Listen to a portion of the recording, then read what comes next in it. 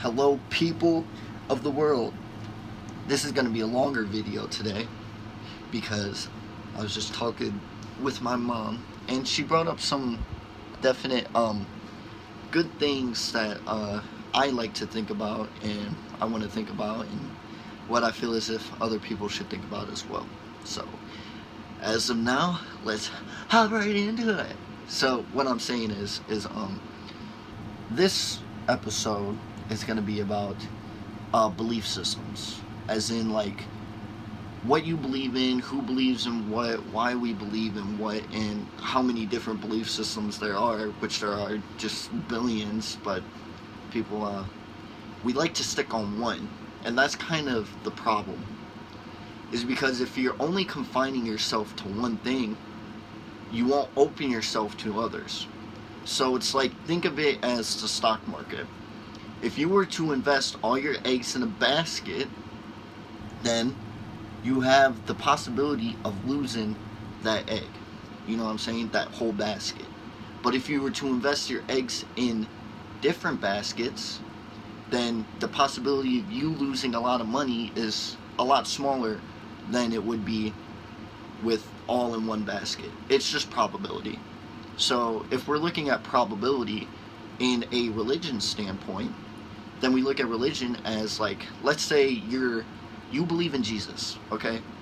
And Jesus is this all-knowing, all-powerful person to you. So then what would that make you? Would that make you less than him? So now you're not even in the picture. This would be Jesus. And he doesn't really care about you in a sense, because like you're just looking at him and he's not particularly looking at you. You just correlate the things in your life that happen, like the good things that happen, you're like, hey, that's because of Jesus. And that's exactly what I feel as if he would want. Because if you're a person that wants all-powerful divine knowledge, then you're going to want everyone to think that you're doing things when you're really not. It's like, if I were to be deceiving somebody, okay? And this isn't anything against Jesus. It's more so just providing a different way to look at the whole aspect of Jesus. So, let's say that you're Jesus and you want to be all-powerful. How would you be all-powerful? You would have people do things that they wouldn't particularly want to do. And you would continue to have these people do these things until you became what you wanted to become. So, you go up to a man and tell him to go kill his son. And then before he kills his son, you're like, oh, I was just testing your trust. Why would Jesus even need to test somebody's trust if he was so powerful? If you really think about it in that aspect. Now you can say, oh, that was when he was a human. Well, we're all humans, so why don't we all have the same abilities that he has then? Maybe we do, and we just are not thinking that we do. It's more so just the way that you promote yourself and go about your life. So you can do 10 million different things and get one result. But that result would make everything worth it. So it's more so, we live infinite lives. Your life is infinite. There are infinite infinites in this world. It's already proven. Infinity, infinity. Literally, two different opposites. So, if you have two different opposites, then you have either this or you have the latter. You have nothing and then you have something, okay? So if you're looking at different religions and you're keeping yourself based on the one religion, you have this side. You have zero. You have nothing, okay? But then you add in another something, alright, which would be the side of looking at other things and other possibilities that you can actually possibly have in the physical reality. Boom. It's interconnected. It makes literally an infinity symbol. Because nothing and nothing makes something. Makes sense? Makes sense to me. But it's more so, think of the oldest religion that you can think of. Is it Christianity? Is it Hinduism? Is it paganism? What is it? Well, in reality, we don't particularly really know what the oldest religion is because it's really nothing. Because everything comes from nothing. So really, the oldest religion is absolute. That's it. So if we really think about it, we can go in further and say, hey, what is actually understanding ourselves?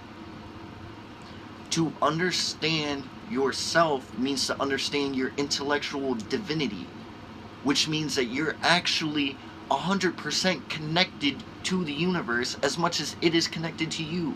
So it's 1, 2 to make infinity. It all makes sense. And we have to go through this in a sensible way. You can't go through this without facts to prove what you're talking about. Because one of the oldest religions just talks legitimately about knowledge. Literally, you need knowledge. You need to think. And it's more than just the knowledge that you have, because you already have the knowledge that you need. It's about understanding where to stop your knowledge. And where to stop thinking that you don't know what you're doing and actually try to promote to do better. Because there's no such thing as bad, only worse. So you have something that's worse, and then you have something that's better. No such thing as bad. Bad will be eradicated, because bad is bad. Makes sense? Good is good, bad is bad. Bad doesn't need to exist, so bad will not exist in the future. And we all have to go through this understanding. What makes Jesus so good? He literally can heal people with his hands, yet he has to spit in somebody's eye to heal their blindness? That does not make any sense. Why would you spit in somebody's eye? That's terrible. Nobody wants to be spitting, like their eyes spitting. Nobody wants that. Why would you, oh, you're Jesus, spit on me. No.